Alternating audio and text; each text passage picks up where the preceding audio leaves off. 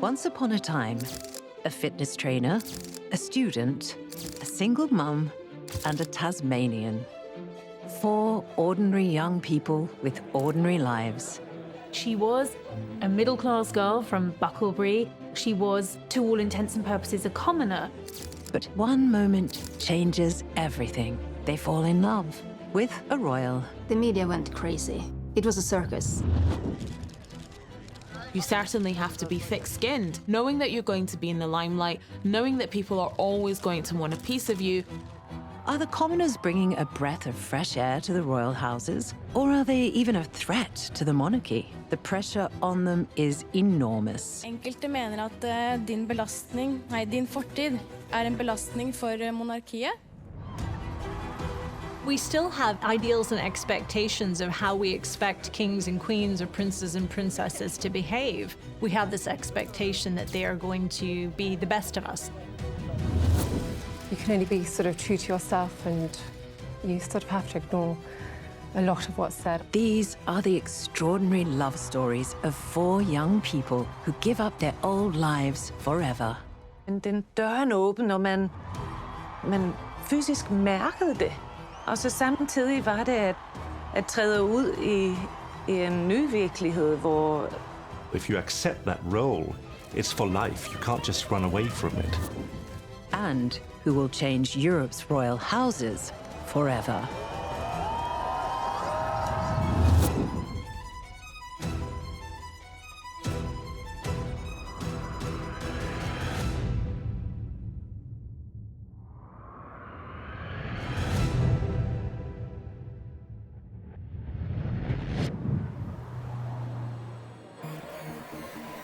July 2002.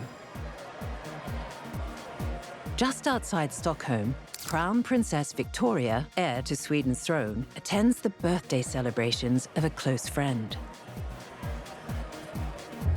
A paparazzi photographer, concealed in a boat, snaps a photo of the princess kissing a mystery man on the dance floor. It was an exceptionally rare catch. The photo would be worth a fortune. It showed Sweden's future head of state in the arms of Daniel Westling, the man who only weeks before Victoria had insisted was just a very good friend. Daniel's life changed overnight. Everyone wanted to know, who is he? Is his family? What is he doing? And what is his intention with the Swedish crown princess? Is it for real, or what is going on?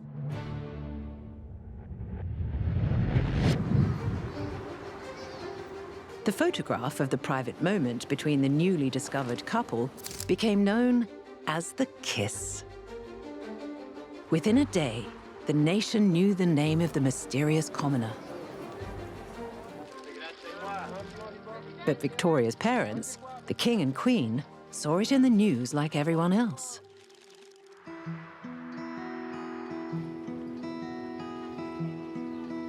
Daniel Westling was from a rural town with rural tastes. He spoke with a country accent and wore trucker caps emblazoned with the names of sports teams. He loved sports. He loved ice hockey and football.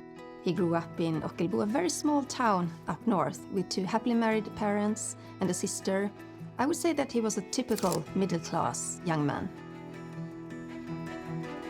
Vi hade en otroligt fin uppväxt med mamma, pappa och syrran där hemma på Smältvägen, och det var tryggt och kärleksfullt, och jag tycker mina föräldrar har väldigt bra värderingar som de.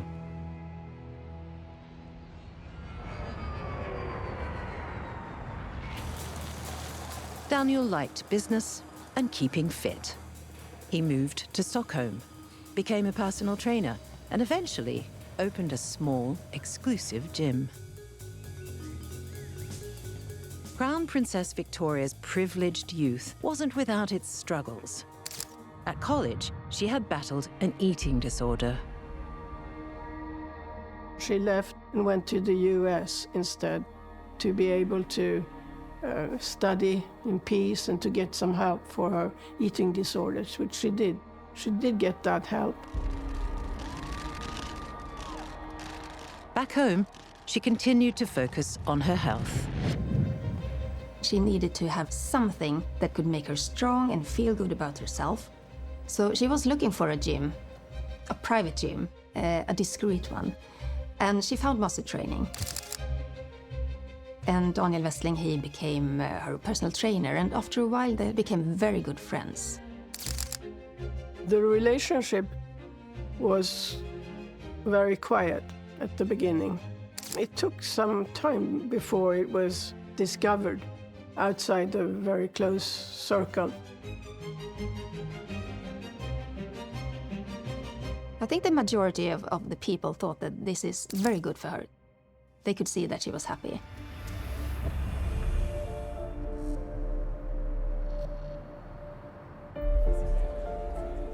But I also know that there were a lot of people around the Crown Princess that actually had good arguments or bad arguments about Daniel Westling, if he was suitable or not. It remained to be seen if the reserved personal gym trainer would survive this intense scrutiny.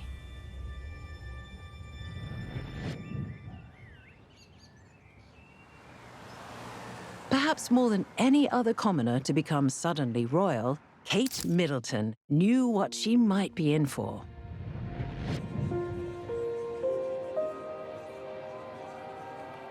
Like other Britons her age, she'd grown up watching Prince William's childhood on TV.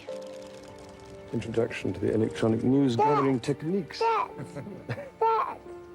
William grew up a prince, and not just a prince, he grew up a prince destined to be king. He grew up knowing a life of round-the-clock security, a life of palaces and protocol, an extraordinary life.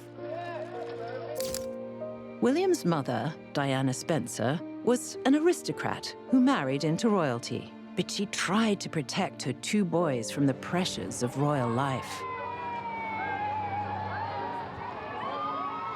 But then, of course, his mother, Diana, was absolutely determined to give her sons as normal an upbringing as possible. And I think, of course, with the death of Diana, it meant that that very affectionate, demonstrative, loving relationship with a mother was taken away. The upbringing of William at that point became much more about the royal family and the expectations of him, I think, as a future monarch. University was an oasis time, really, where he had a break from that. Kate met William when they were both students at the prestigious University of St Andrews. Their relationship started as a friendship. They'd go to lectures together, they'd play tennis together in the mornings, they'd often go swimming. They had many of the same interests and many of the same friends.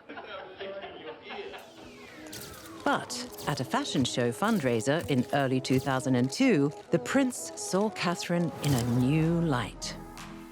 Kate sashayed down the catwalk in a sort of see-through dress that was meant to be a skirt. He was sitting next to a friend of his and turned to the friend and said, "Wow, Kate's hot." Hardly a fairy tale moment, but a familiar beat in many young love stories. William and Kate moved into the same share house with other students. Soon, in another undergraduate rite of passage, they became a couple. They became friends, they became partners. Necessarily, I think, during all this time, he will have had in mind the question, is she going to be a future queen? Is she going to make a future queen? And he can't get away from his destiny.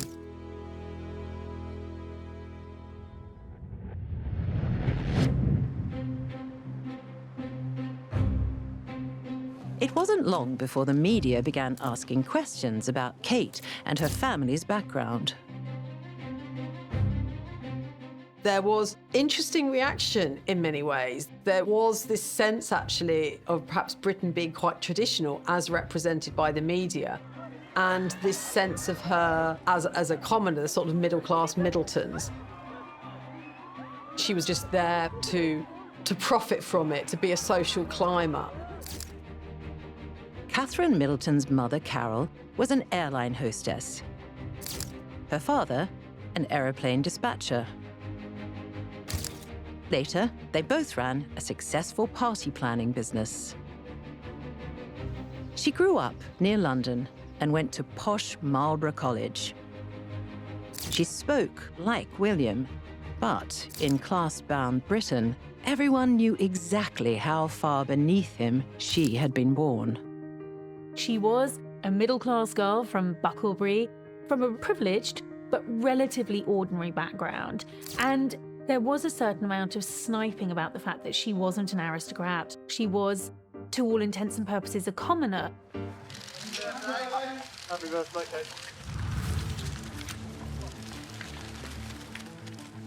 Whenever anyone marries into a royal family, they are subjected to the most appalling scrutiny from the media. This newcomer is looked at to see where he or she appears to fit in the social scale. Is he or she a member of the aristocracy, if that actually exists in that country? Is she middle class? Is he middle class? Are they working class? Each country has slightly different rules. Britain is probably more class-based than, say, the Scandinavian countries, but even there, it has played a role in the attitude towards newcomers.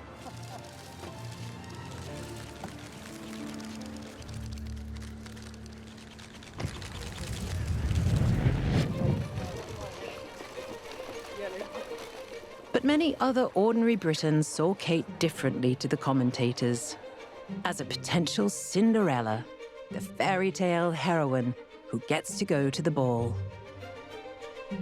I think most British people actually celebrated the fact that here was a very ordinary middle-class girl who'd managed to find herself here in the bosom of the royal family, a future queen.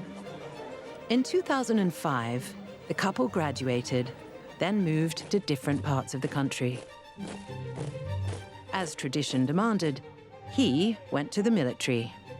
She joined the family firm, planning parties. But William and Kate decided to remain a couple and ride the roller coaster of very different post-student lives.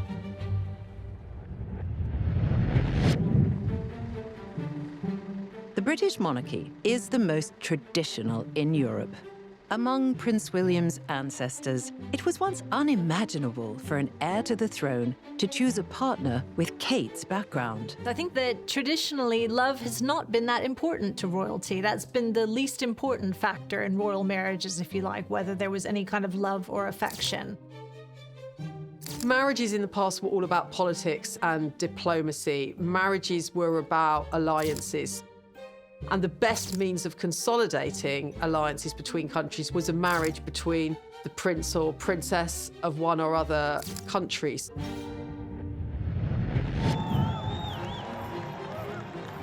Tradition is absolutely vital for monarchies because that is where they get their legitimacy from. Ancient monarchies often kind of link themselves to being the descendants of gods and goddesses, being living gods themselves. In a more modern context, that tradition that comes from being of that royal lineage, the descendants of previous monarchs, that is where they get their right to the throne. So tradition is absolutely paramount.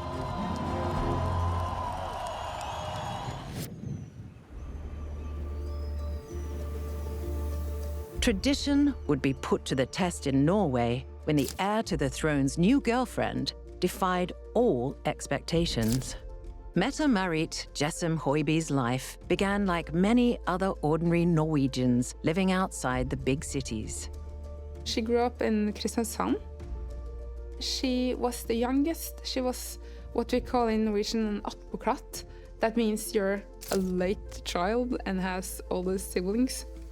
She had a father who struggled with alcohol, and from an early age on, she had quite a need to rebel against, everything. She did things that all young Norwegians, all young people everywhere do. She went to rock concerts, she hung out with all sorts of people, she had lots of boyfriends and so on. She was in environments with a lot of partying, house culture, but she also was engaged in volunteering work, and she's quite complex, you could say. 1996 was a big year for Mette-Marit. She split with her longtime boyfriend and fiancé, then became pregnant to one of his close friends. Both men had been convicted of drug-related offenses.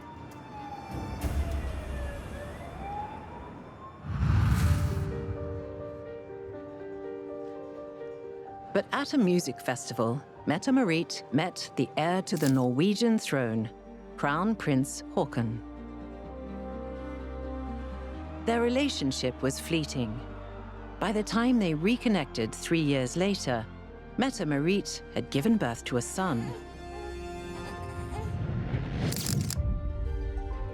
This time they stayed together, hoping to go unnoticed by the press. I don't know if she had anything the people kind of pictured in a princess. When you picture a princess, it's someone who is, of course, a virgin. She was not a virgin, she had a child. She had relationships and partying and shaving heads and everything. Everything was wrong with her. Within a few months, the news broke. Crown Prince Haakon had moved in with Mette-Marit Jessem Høiby, a single mother. The unlikely couple were deeply in love. But would love be enough to sustain Mette-Marit through the shocks of becoming suddenly royal?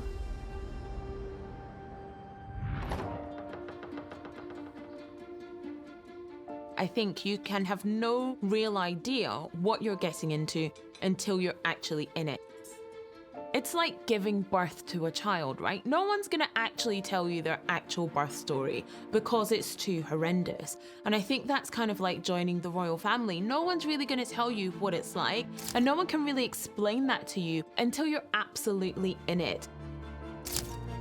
Prince Haakon had lived his life in public, and according to a script written by history and tradition, Mette-Marit had written her own rules, only seen and judged by a close circle.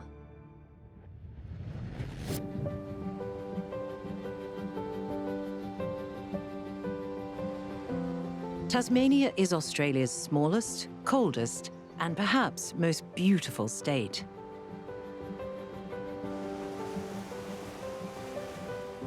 Mary Donaldson grew up in the suburbs of its biggest city. She did well at school, university, and beyond. Dreamhead has a sense of strength about it, I find. She was just an ordinary Aussie girl. She worked in advertising, she worked in real estate, and she really had the best stroke of luck when she met a prince. See you guys.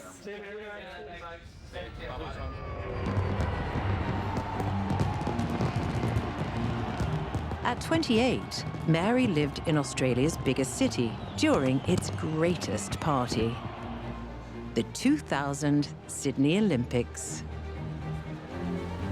Crown Prince Frederick had travelled to Australia for the Sydney Olympics in 2000, and he was part of Denmark's sailing delegation.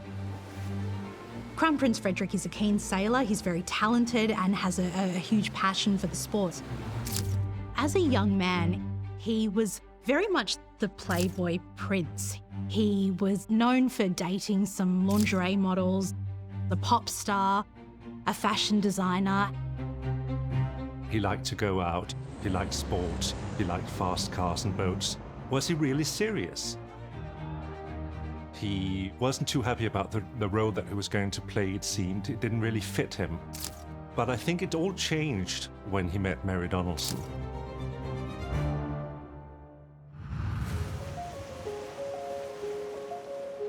Mary lived near the beach at Bondi, Her flatmate asked if she wanted to join him and some friends at a pub in the city. The slip-in was heaving with sports fans. Mary met Frederick. She had no idea she was chatting to the future king of Denmark. Det, der ligesom bragte os sammen, var vores samtale. Han var meget nemt at tale med. Han virkede interesseret. Han var så nærværende. Han var charmerende. Han så godt ud.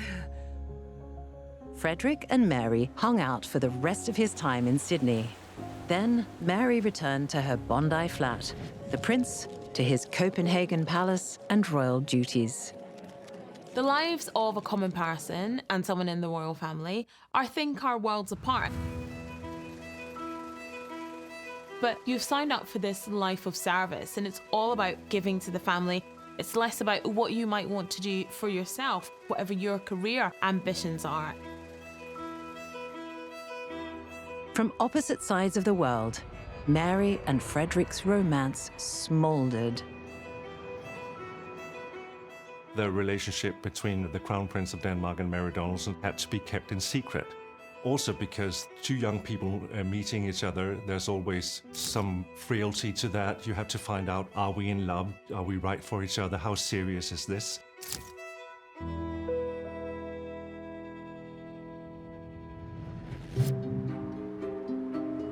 Mary and Frederick had a chance to hide their relationship, but as soon as the kiss photo was published, the heat of the press fell on Daniel and Victoria.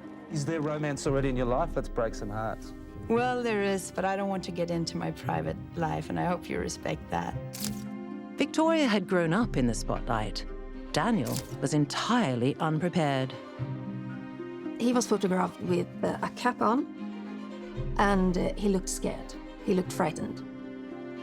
And after that, the media started to hunt for more pictures, very aggressively.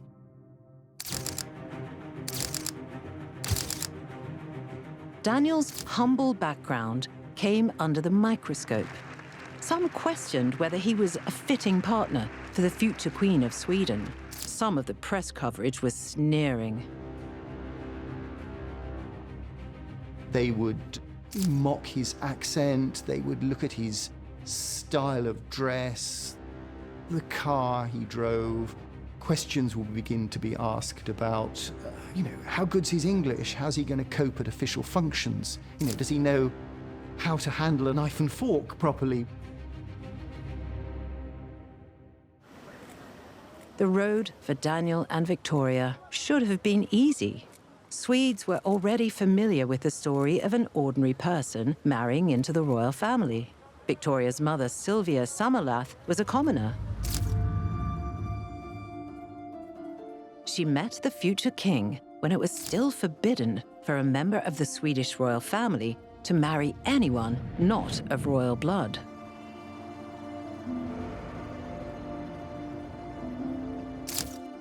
Crown Prince Carl Gustaf was at the Olympics when his gaze strayed from the sporting action. The king was on the VIP section. And Sylvia Sommerlath, she was the main hostess, and she took care of all the VIPs. She suddenly felt that someone was watching her, so she turned around. And she met the king, he was prince at that time, with binoculars, just peeking on her. But changing the law to allow the soulmates to marry required the support of the then king, Gustav VI Adolf.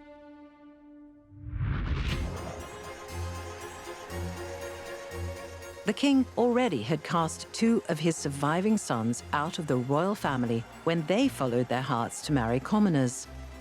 He knew that his uncles had lost their titles, their royal status, and was treated really bad when they married ordinary women.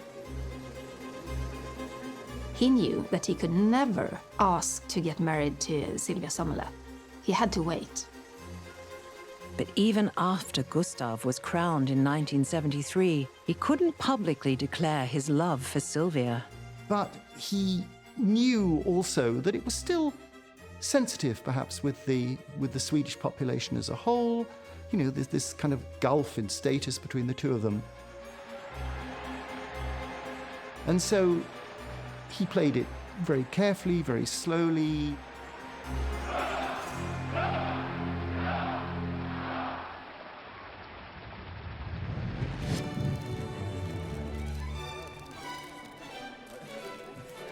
The new king waited 3 years into his reign to use his royal prerogative to allow his marriage to Sylvia. Are you nervous? No. I'm very nervous. He needn't have worried. Sweden was thrilled.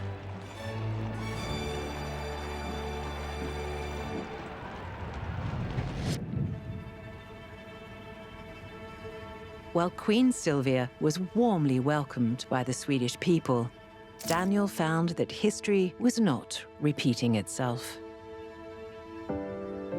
To escape the media, Daniel and Princess Victoria would sometimes retreat to Daniel's hometown of Ockelbo, and there the locals were happy to give the couple their privacy. They are very welcoming, but they are also very protective about the Crown Princess and Daniel Westling. If I, as a journalist, ask a question to some of them, they just smile and they said, I'm not going to say anything.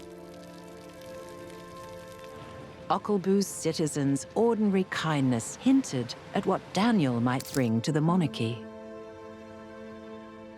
I think one thing that's really important in terms of commoners or ordinary individuals, etc., is I think they infuse the royal family with more approachability.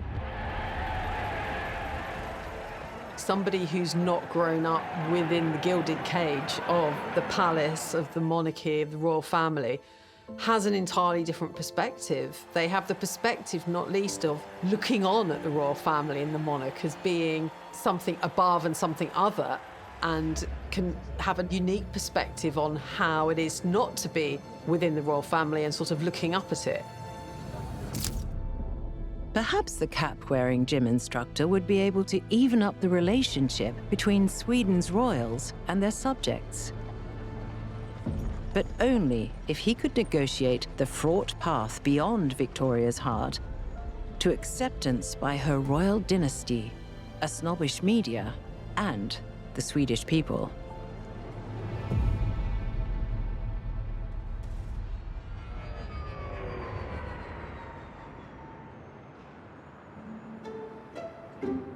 In Norway, Mette-Marit, her young son, and Prince Haakon lived together, a very modern household.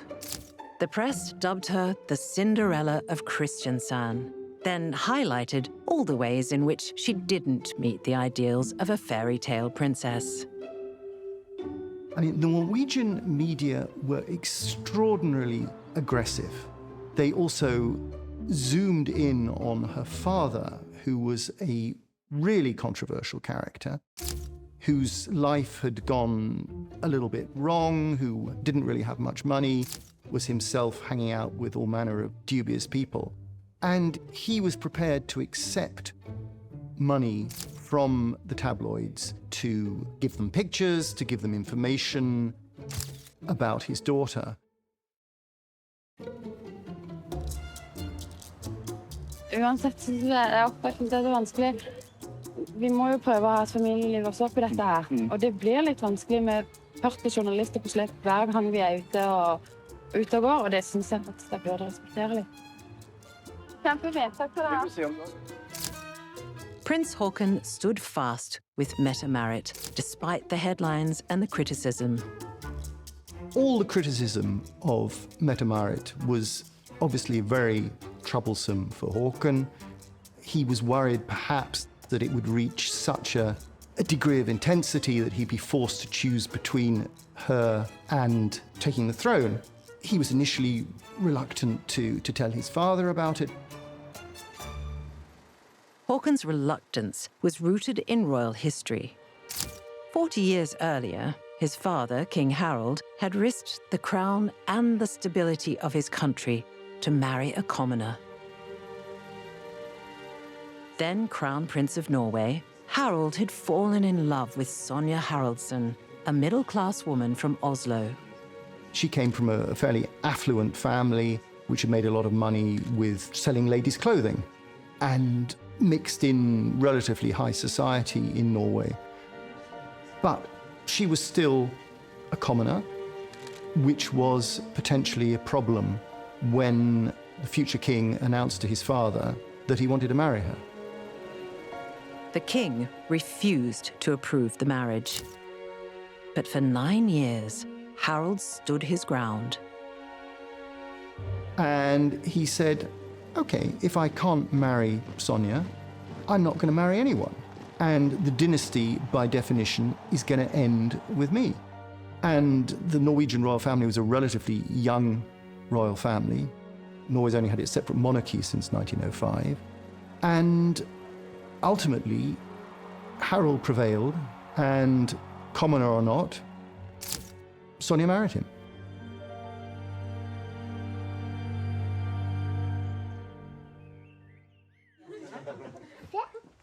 Although Sonja wasn't royal, Norway accepted her as their queen, perhaps in part because she was wealthy and conventional. Mette-Marit was neither. Her ex-partner was involved in some dodgy dealings. The press loved to bring that up. They loved to scrutinize and throw it out there and judge and say, are you the type of person that should be in our royal family? The most sanctified and held up and worshipped family in our country. Despite their subjects' reservations about Mette-Marit, King Harald and Queen Sonja gave their blessing. The couple announced their engagement.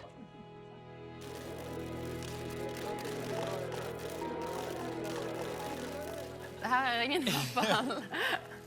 Skal jeg få det? Ja. Jeg fridde og ga ringen i dag.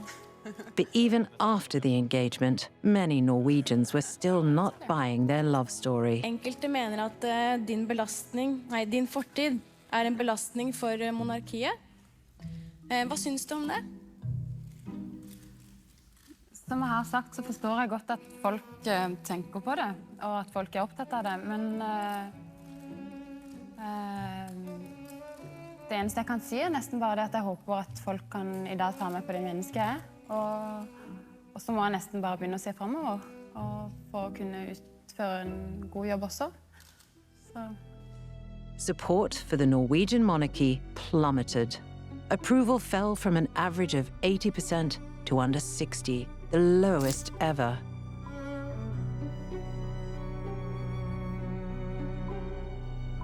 More worryingly, support for a republic rose to 25%. If we are to have a monarchy in the future, the royals have to walk a very delicate balance. Because of course it has to become more modern with times, otherwise people can't identify with it. But can it get too normal? I mean, can they become too much like the rest of us? When will people say, well, why should I pay to those people because they're just like me? Why should I show them more respect because they're not better than I am? Again, we still have ideals and expectations of how we expect kings and queens or princes and princesses to behave. I think those high expectations have always been there, and I think monarchy has always been visible. I think one of the big differences is that monarchy is hyper-visible now, in a way. People would have perhaps seen monarchs on a coin, seen monarchs in a picture, maybe seen a monarch in a kind of major kind of ceremonial event, you know, a coronation, a wedding. Whereas today, with the rise of the paparazzi and then social media, we are seeing them in every possible way. We are seeing them in much more kind of, you know, personal ways. Intensely watched by the media, dogged by public disapproval, Håkon and Mette-Marit would come under increasing pressure in the lead-up to their royal wedding.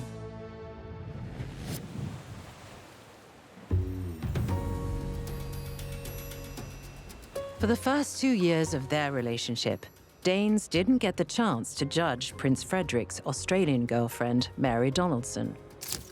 They lived on opposite sides of the world, and they kept their visits to each other secret.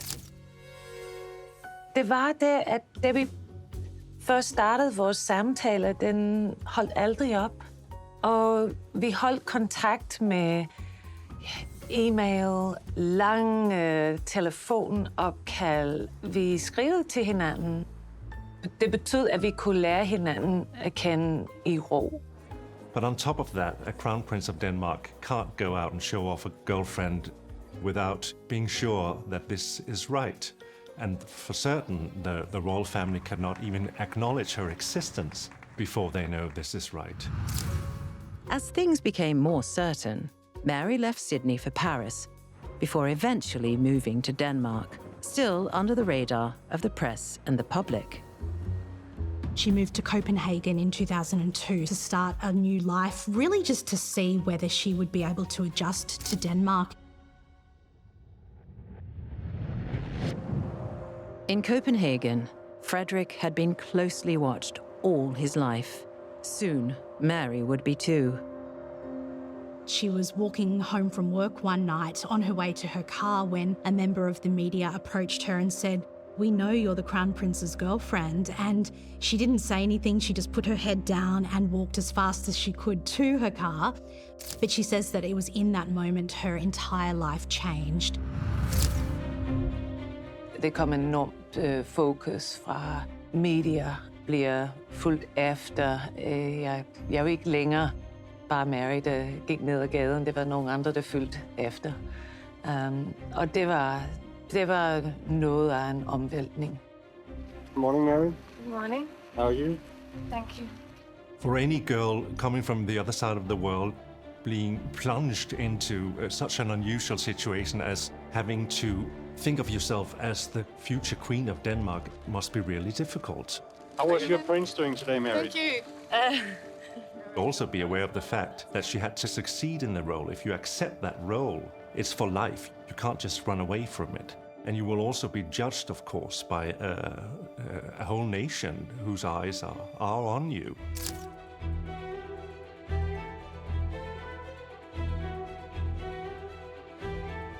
The approval of 5 million Danes was one thing, but Mary also had to win over Frederick's formidable mother. Second only to her cousin, Elizabeth II of Great Britain, Queen Margrethe was the longest-serving monarch in the world. And she'd been playing palace politics since birth. And for an outsider coming in, you may not understand the dynamics of that palace politics and why it's so important, but that certainly is something that people within the royal family and people coming into the royal family will most certainly have to deal with. Mary's first and most significant step towards becoming royal was building her relationship with the Queen. Before, actually, an engagement was declared, she answered questions about Mary Donaldson and said that she was looking forward to having her as a daughter-in-law, more or less telling the world that this will be serious, there will be an engagement pronounced, and that is what happened in the fall of 2003. With the approval of her future mother-in-law secured, Mary and Frederick announced their engagement. Men den døren åben, og man fysisk mærkede det.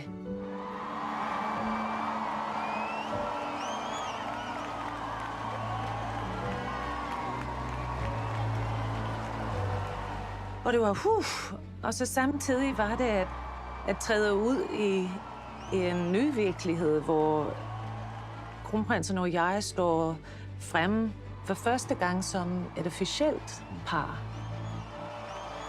And that was the first glimpse the world really had of Mary Donaldson, this future crown princess, this future queen of Denmark. Mary looked like monarchy material, but to be a true princess of Denmark, she would need to master Danish, a notoriously difficult language. At the engagement announcement, she revealed just how far she had to go. Det er lidt overvældende. Jeg har læst, at jeg taler flydende dansk. Tak for det, men desværre passer det ikke helt. Despite her struggles with their language, Crown Prince Frederick's choice of bride seemed popular among Danes. She seems smart and quite humble in the situation. But first and foremost, and that's not a minor factor with the royals, she looked the part. She had a natural grace about her that impressed Danes. And also it was quite obvious with the two young people sitting there on the sofa that they were very much in love. But for Mary and Frederick's modern love to become a royal marriage, she would have to give up her Australian citizenship, change her religion, and agree to relinquish any children in the event of divorce. From Tasmania, she had come so far. But her journey to becoming a successful Queen of Denmark had only begun.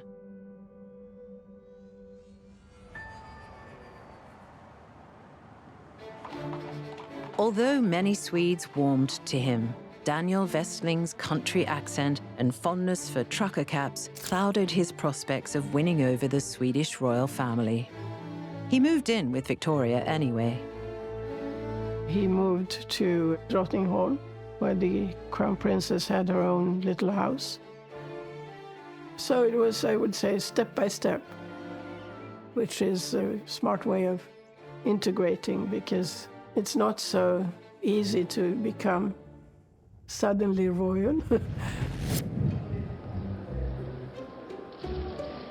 Daniel began to accompany Crown Princess Victoria to public events, and gradually he changed. And I think as time went on, as Daniel learnt a lot about how to behave in a royal or a seemingly royal manner, people really warmed to him, and he had a lot of assistants. The whole palace kind of PR machine, they swung in behind him and they kind of changed his image, they smartened him up, they gave him the English lessons. You know, they turned him essentially into a suitable candidate for marriage. I den här rollen. Och så jag tror att de där åren var nog väldigt viktiga för att förstå vad jag gav mig in på.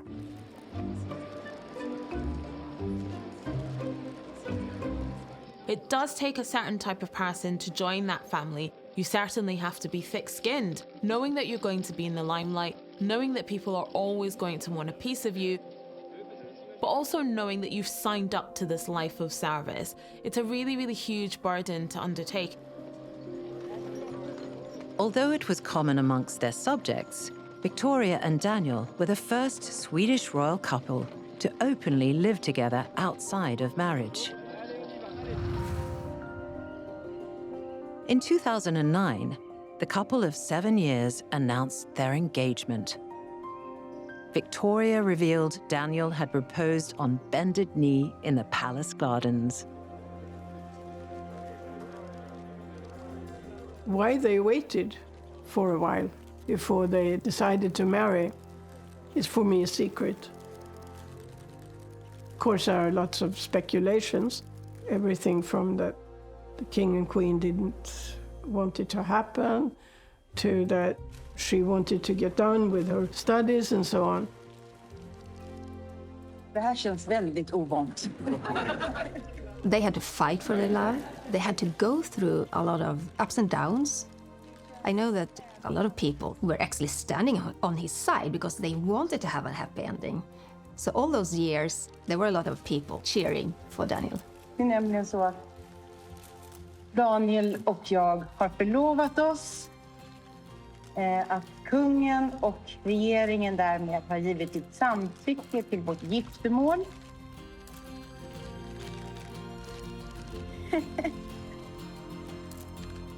Det var...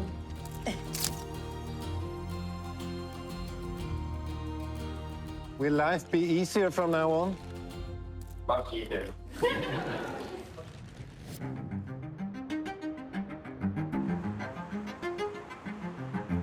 Daniel and Victoria weren't the only European royal couple to wait a long time before deciding to marry. In the UK, the media had started to refer to Catherine as Waity Katie.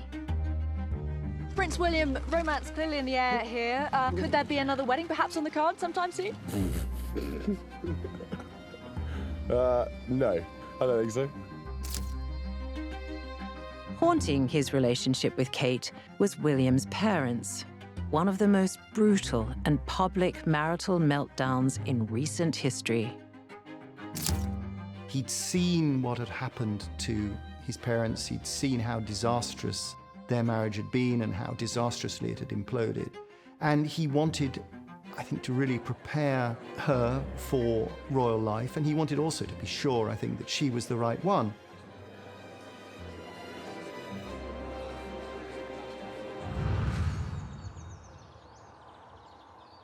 In April 2007, William broke up with Catherine Middleton. We were both very young. We were sort of both finding ourselves as such and being, different characters and stuff. It was very much trying to find our own way, and we were growing up. The split only lasted 2 months before William reconciled with Catherine. And no sooner had William sort of said, I think we should take a break, than he was working out how he had to get Kate back, because I think he knew that she was the one and she did have what it took. And that was when they realised, this is it. We're going to stay the course for this. We're meant to be together. In June 2010, Catherine and William moved into a 4-bedroom cottage in Anglesey, Wales. Its remoteness allowed Kate the freedom to go about life mostly out of the media's gaze. It would be the last time she would be able to lead a relatively normal life. 4 months later, she and William announced their engagement. Kate, you're not just going to become William's wife, you're going to become a member of the royal family as well. And I wondered how you feel about that. Well, it's quite a daunting prospect, but hopefully I'll take it in my stride. And William's a great teacher, so hopefully he'll be able to help me along the way. And I really look forward to spending my time with William. He's very good at flattery. William gave Kate his mother's engagement ring. Britons began to make comparisons between Kate and Diana. I would love to have met her. She's an inspirational woman to look up to. It's about making your own future and your own destiny, and Kate will do a very good job of that. Kate may have wished to forge her own future, but she was about to join an institution dedicated to maintaining its own existence and influence above anything or anyone else. Her life was never going to be the same after that engagement announcement, and it never was. The wedding would be Kate's first test. There's always such a huge interest in royal weddings, and people love seeing the dresses and the flowers, the flower girls and the church and the outfits, the cars, everything. Everything to do with this kind of prince and princess fantasy, people want a piece of that.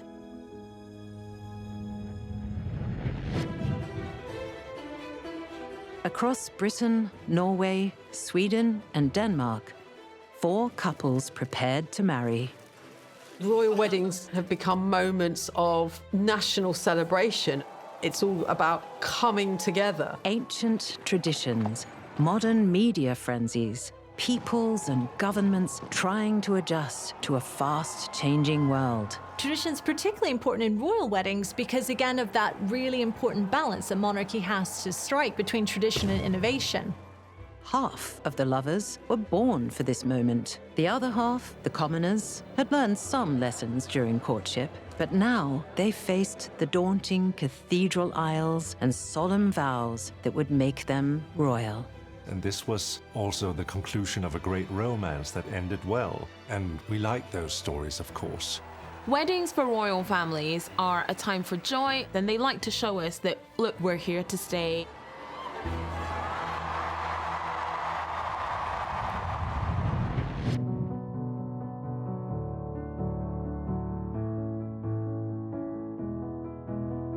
Hold me close, I need you so, I want you in my dreams. Hold me close, I need you so, I want you in my dreams.